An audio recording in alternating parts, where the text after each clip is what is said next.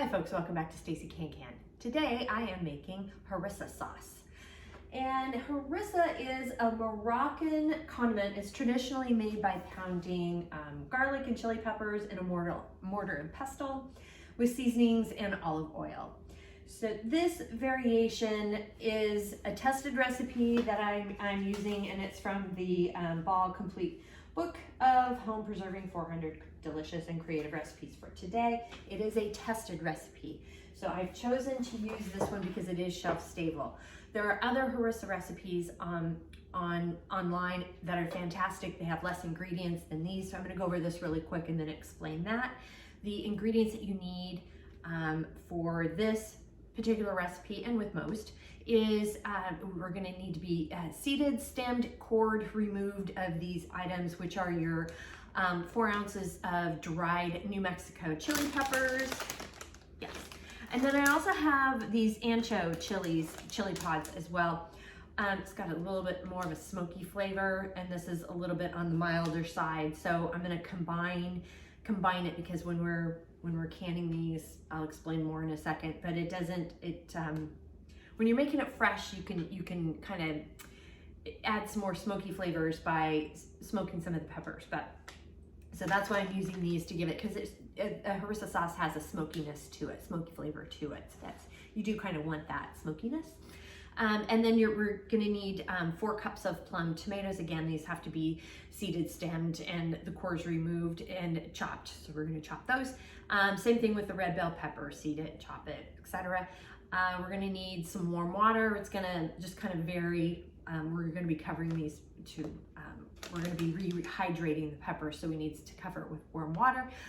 2 cups of chopped onions, 3/4 of a cup of brown sugar that's lightly packed, a cup of cider vinegar, 2.5 teaspoons of ground cumin, 1 1/4 teaspoon of ground coriander, 4 tablespoons of finely chopped garlic, a tablespoon of salt, and I am going to use a pickling salt because that's just what I do. And then my additions, I will be adding some smoked paprika for that good smoky flavor, as well as some Arbol Chilis to kick up the heat.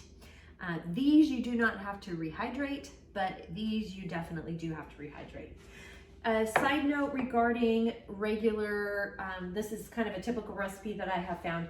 It talks about having that, and this is from Homemade, it's Laura in the Kitchen. I'll have that link below too, because I did watch her video and it's a great one, but it is not shelf stable, but it's great in the refrigerator, so you can follow this one too. But she's got, for this, 2 Arbol Chilis. Again, oh goodness, 8, Guajillo chilies. I'm saying that horribly wrong. Sorry, it's in the below in the recipe. 2 ancho chilies, a roasted pepper. So again, she was roasting hers, and you can do that if you want, but she's not cooking it like I'm having to cook it and putting it in a canner. Also, she's got garlic in it, she's got lemon juice, tomato paste, olive oil, cumin seeds, coriander seeds, and salt to taste. So that's just an example. She does not have in there vinegar, and she does not have, what is it? Brown sugar. She doesn't have brown sugar, but she does have an acid in here with the lemon juice, but I think she's using fresh lemon juice. Yeah, she was. And I'm using vinegar. Again, this is a tested recipe, so it is shelf stable. So that's why I'm using this, because harissa is quite tasty. Now, a substitute you can use for the tomatoes is you can use canned tomatoes if you'd like, but you just have to make sure you drain them very, very well. So if you don't want to have to peel these and core them, etc., you can use canned tomatoes. So it's, again, totally up to you. Tools you're going to need. We will need our jar lifter, our lid lifter, our ladle, our Headspace tool. I'll wash that. A chopstick, and our funnel. We're also going to need a food processor. You're going to need some, we are heating the lids, so I do have my lids here. I do have another pan because I am going to be peeling these, so we need to score, and I'll show you how to do that to peel some tomatoes. You need a big stock pot. And also I do have my jars with that are heating up in the canner here. and just to get them nice and heated and ready to go and sterilized too. They're all clean, and our lids and our rings. So with all of that, let's go ahead and get started. So I've got the water heating up in the back over here, so we can, because we do need some warm water. And I'm just taking the peppers here and I'm cutting them open like so. You just want to carefully cut them open, and we do need to take the seeds out. There's quite a few seeds, as you can see. And you do need to de-seed them. They don't add much flavor from what I can tell, or actually much heat at this point. And then you also want to take the stem off of the pepper as well. Just kind of pull that off. All of this you can sort of pull off. If you want to wear gloves, you can definitely wear gloves to do this. You don't have to, but you can if you want. And this is the bowl I will be soaking them in. And the ancho chilies are a little bit harder to take apart than the other ones. These are quite sticky. And then you just put them in a put them in a bowl here, like I'm doing. And then I'll show you how to do the Mexican chilies. These are actually a little bit easier to do. You can just kind of break those apart, and they just sort of, all the seeds just fall out of these. These are much drier.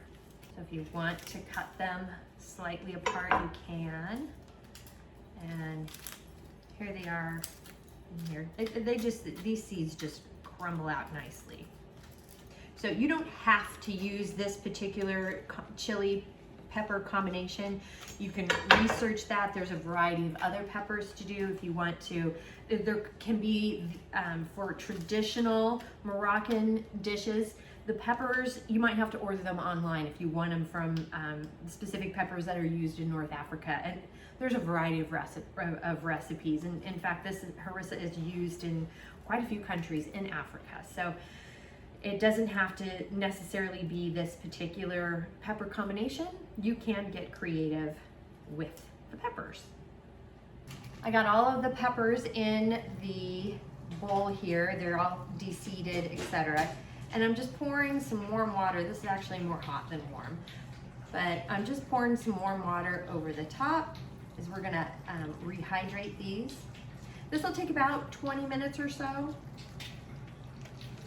And I'm gonna put a little bit of something on top of it just to kind of weight it down, just to make sure everything's submerged. And we'll set these off to the side and get to de-seeding the tomatoes. Now on to de-seeding and coring the tomatoes. If you're not gonna use canned tomatoes, which I already got, I might have to use some of my canned tomatoes, just because the tomatoes I got yesterday weren't that great. So we'll see. But what you do is you just want to score the end of the tomato, like so. You just make a little X, and then you just place it into the pot of boiling water, and you wait until it starts to, the skin starts to kind of peel away a little bit. And it can take anywhere from 30 to 60 seconds to, or even a minute sometimes, or 90 seconds. It just sort of depends. Now I've got one splitting right now, so this one's already done it. And then you go ahead and just dump it into some cold water, like so. And I'm keeping an eye on these, because you don't want to cook them per se, but you do want to just make sure that the skin is pliable. And the ice cold water will help stop the tomatoes from continuing to cook. Yep, that one's done. Well, see, the skin is coming off like so. So that's a telltale sign it's doing what it needs to do. And so is this one. And we just repeat. Now that these are done, you just want to peel the skin off of the tomatoes like so. And they're slippery, so be careful. And then take the, you do want to core it, take the core out. So you just cut around the core of the tomato, and then we just chop them up. But we do need to de-seed them as well. So I'm gonna give them a quick slice, kind of a quarter slice through. And just take the seeds out,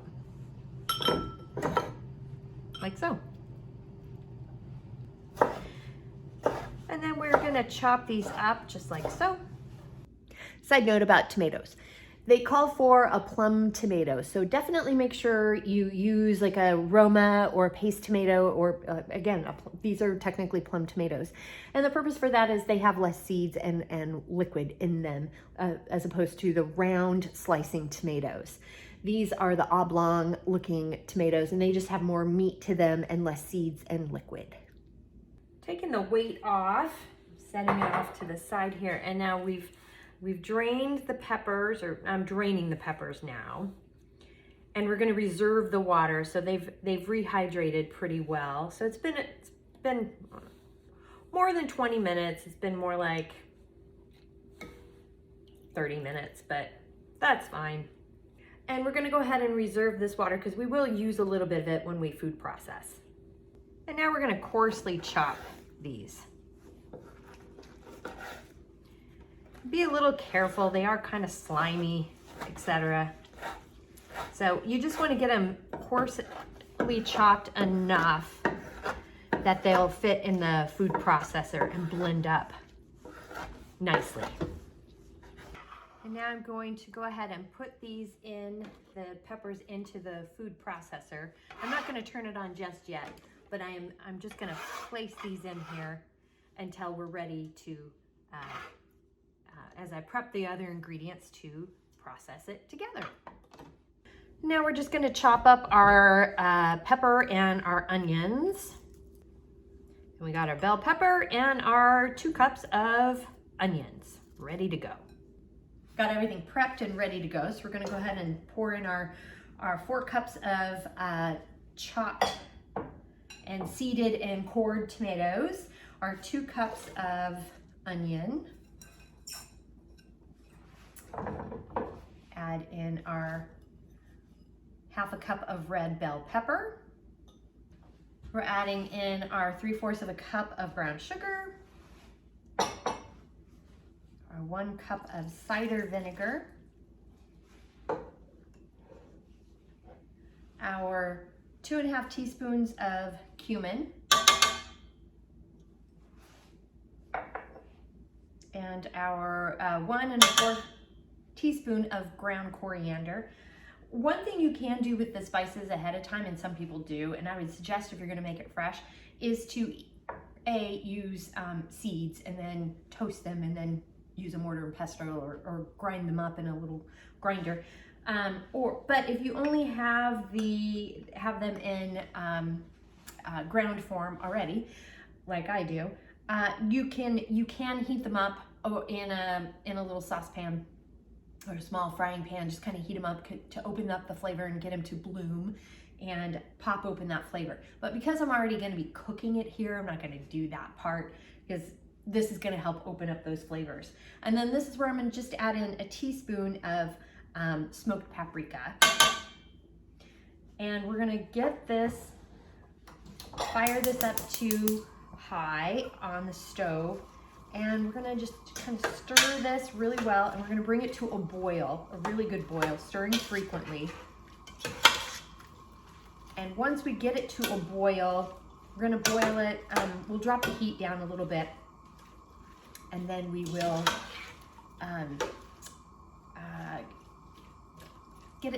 you wanna get it to be about a real loose, kind of a runny, like a runny tomato ketchup, kind of a ketchup-y flavor consistency. I've got a nice little boil going. It came to a rolling boil, so I went ahead and dropped the heat down, the temperature down, and we've got kind of a gentle boil going. And I'm gonna go ahead and set the timer for about 20-25 minutes. While I have the tomatoes and such boiling, I'm gonna go ahead and add in the 4 cloves of chopped garlic. And you definitely want to chop the garlic here. I wouldn't throw it in the cloves whole, just because the rest of the peppers, they're pretty soft, so they're going to mix up and blend up really quickly, and it could leave the garlic behind. So you want to make sure to chop that up a little bit. I'm going to go ahead and add 6 of these peppers because we like some heat in the family, and this recipe calls for sugar, so I want a little heat. And I'm not de-seeding these. We're gonna go ahead and leave the seeds in it. So I'm just gonna leave it as is. And I've got a teaspoon or tablespoon of the salt. And then it asks for 3 tablespoons of the reserved liquid. But at the moment, I'm only gonna add 2. I'll add another tablespoon if needed. Once we get it all blended, and because these were still kind of wet. I'm gonna add the lid and give it some pulses. And now that I've got it pulsed, I'm gonna go ahead and just make it, get it going to turn it into a paste. Oh, that's nice and pasty. Yeah, I don't think I'm gonna add any more liquid. So it's been almost 25 minutes, and it is pretty soupy, but it's also really chunky. And Harissa is supposed to be much smoother. So I am going to use my immersion blender, and just kind of blend it up. You can put yours in an actual blender, you can put it in a food processor, whatever works for you.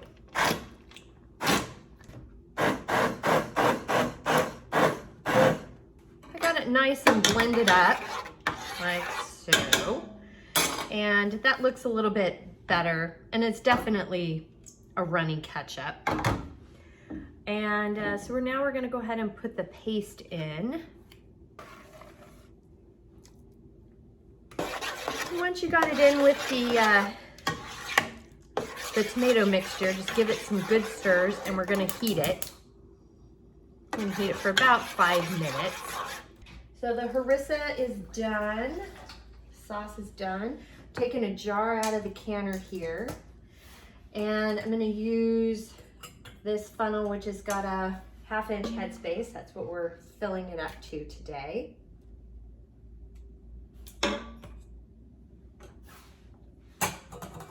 Just make sure you go around the edge of the jar as best as possible, get those air bubbles out.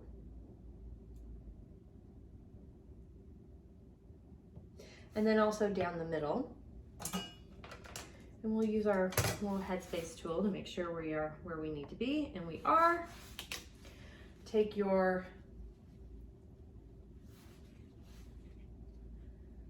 paper towel and clean the rim very well. And I'm just using the lid water. You can use vinegar if you'd like. Grab your lid.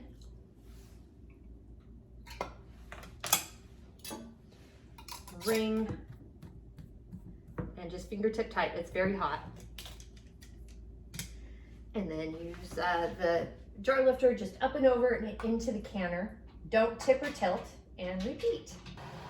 Double checking to make sure that we have at least 1 inch of water over the top of the jars, and I do. I'm gonna go ahead and cover the canner. I've got the heat up on high, and when it comes to a rolling boil, we'll set the timer for 10 minutes for my elevation. Got a rolling boil going, so I've set the timer for 10 minutes for my altitude. And the additional altitude measurements are down below. I think it's over 1,001 to 6,000 feet. It's 15 minutes, and anything over 6,001 feet, it's 20 minutes. But I do have that attached below and off to the side here too. The timer has gone off to process these jars, so I'm gonna go ahead and cut the heat, turn it off, and then I'm gonna carefully open the lid, and we're gonna open the lid away from our face, because this is definitely a facial you don't want. It's very hot. And I'll set the timer for 5 minutes. We're gonna let the jars rest inside the canner here and let the food settle before taking them out. It does help with the sealing process. The 5-minute timer has gone off, so we're gonna go ahead and lift the jars out one at a time. And remember, do not tip or tilt. You wanna just keep them upright and straight. There will be a little bit of water on the top. Just leave the water there. It does go away. And this is how we make harissa sauce. Again, and we have a jar that has sealed. I will say this particular recipe is a little bit sweeter because it does call for the brown sugar.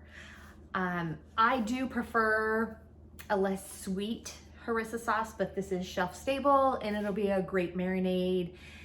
You can actually mix it with a little mayo and dip your french fries in it. You can roast carrots, roast vegetables with it as a spread. That's a real popular way to do it. It's really versatile. You can put it on, you know, as a condiment on a burger, or it's really, really a versatile condiment to use. Mix it with rice, mix it in with lentils or beans, that kind of thing.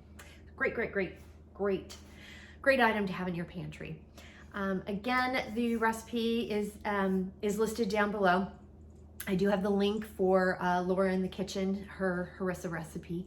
That's fantastic. And please like and subscribe while you're there. And if you have any questions, comments, suggestions, feedback, concerns, by all means, please reach out to me. I'm on Facebook at Stacey Can. You can @ me on TikTok and Instagram at Stacey Can. My website is www.staceycancan.com, and my email is info@staceycancan.com. Thanks so much again for joining me today, and until next time, happy canning.